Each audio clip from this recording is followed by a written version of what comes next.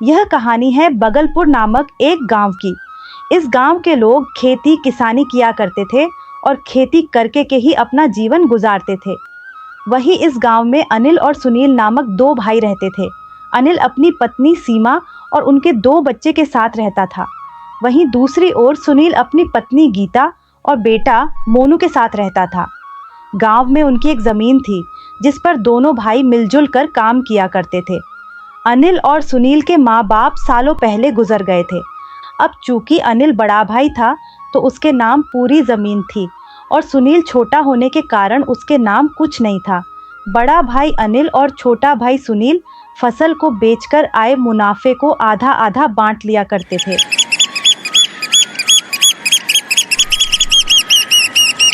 दोनों भाई सुबह जल्दी उठते हैं और भोजन करके खेत की ओर काम पर जाते थे। दोनों भाई मिलकर कड़ी मेहनत किया करते थे ताकि फसल अच्छी आए। इस बार तो बहुत ही बढ़िया फसल आई है भैया, बहुत ही अच्छा मुनाफा होगा। हाँ, फसल तो अच्छी आना ही थी। मैंने इतनी मेहनत की और इतने महंगे बीज जो लाया था। सुनील, यहाँ तो मेरी मेहनत रंग लाई है। यहाँ बात सुनकर सुनील को बुरा लगता है, क्योंकि मेहनत तो सुनील भी करता है।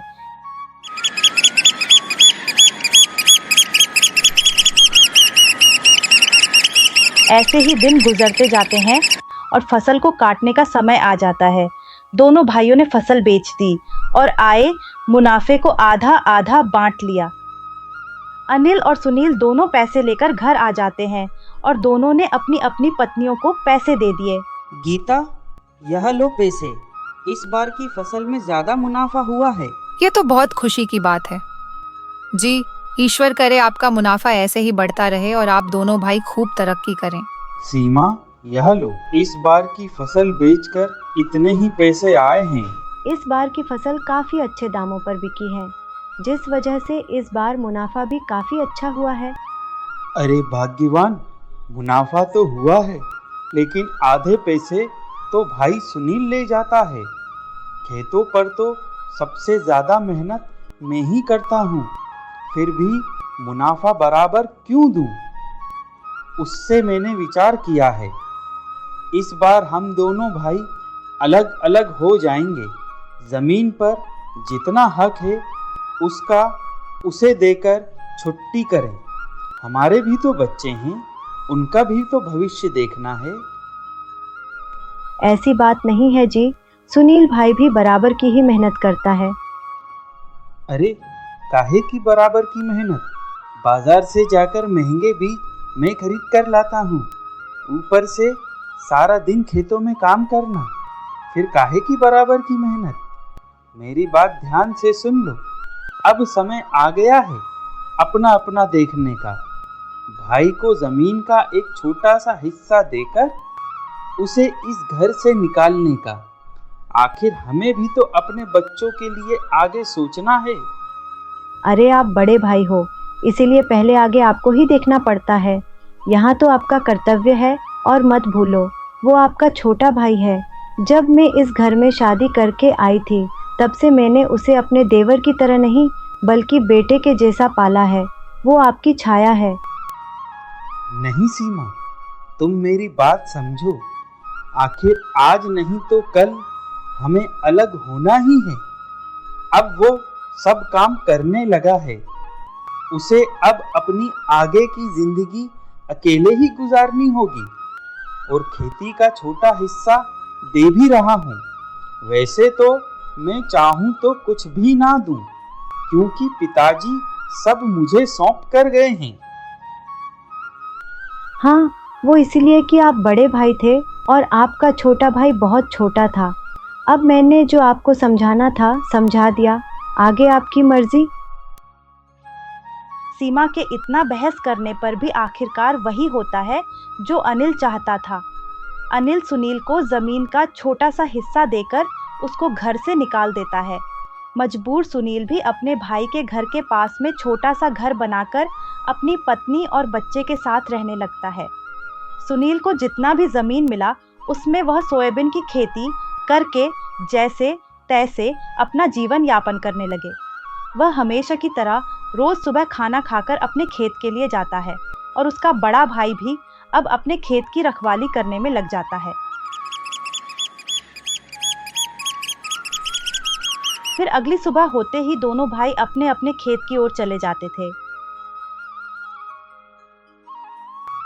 एक बार बड़े भाई के खेत में कुछ पक्षी चिड़िया आ जाती है। अरे अरे, ये पक्षियों ने तो जीना हराम कर रखा है। इनका कुछ ना कुछ तो करना ही पड़ेगा। यह रोज मेरी फसल खाने आ जाते हैं। अनिल उन चिड़ियों को डंडे से भगा देता है।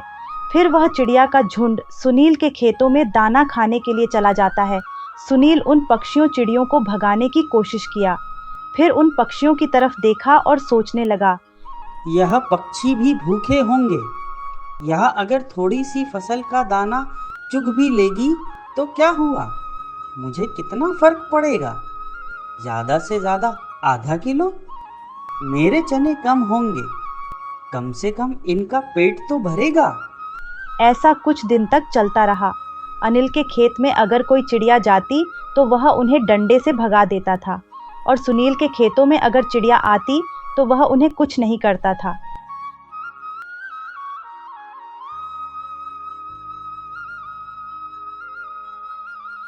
ऐसे ही कुछ दिन गुजर रहे थे कि एक बार गांव के फसलों में कीड़े लग जाते हैं, जिसमें कुछ छोटे छोटे कीड़े फसलों को खराब कर रहे थे। वह कीड़े धीरे धीरे अनिल की फसल में भी होने लगते हैं और अनिल की सारी फसलों को खराब कर देते हैं। वहीं जब वह कीड़े सुनील की फसलों में होते हैं तो वहां पर वह सारी चिड़िया व पक्षी दाना चुग रहे थे। जब कीड़े सुनील की फसल के पास फैलने लगते हैं तो वह सारी चिड़िया उन कीड़ों को मार देती है और खा जाती, जिससे सुनील की फसल खराब होने से बच जाती है। जब अनिल अपने खेतों के पास पहुंचा और उसने अपने खेतों की ऐसी हालत देखी तो वह बहुत उदास हो गया, और फिर उसने सुनील के खेतों के पास देखा कि उसकी फसल बिल्कुल सही थी, क्योंकि जिन चिड़ियों को अनिल ने डंडे मारकर भगा दिया था, उन चिड़ियों की वजह से सुनील के खेत की फसल खराब होने से बच गई। जब ये पक्षी मेरे खेत में आते थे तो मैं इन्हें डंडे से भगा देता था, और देखो, यही चिड़ियों ने तुम्हारी फसल के कीड़े लगने से बचा ली। अब भला ये बेचारे बेजुबान पक्षी अपना पेट ही तो भरते थे। अब इसमें मेरा कितना नुकसान हुआ, थोड़ा बहुत, लेकिन इनका पेट तो भर जाता था।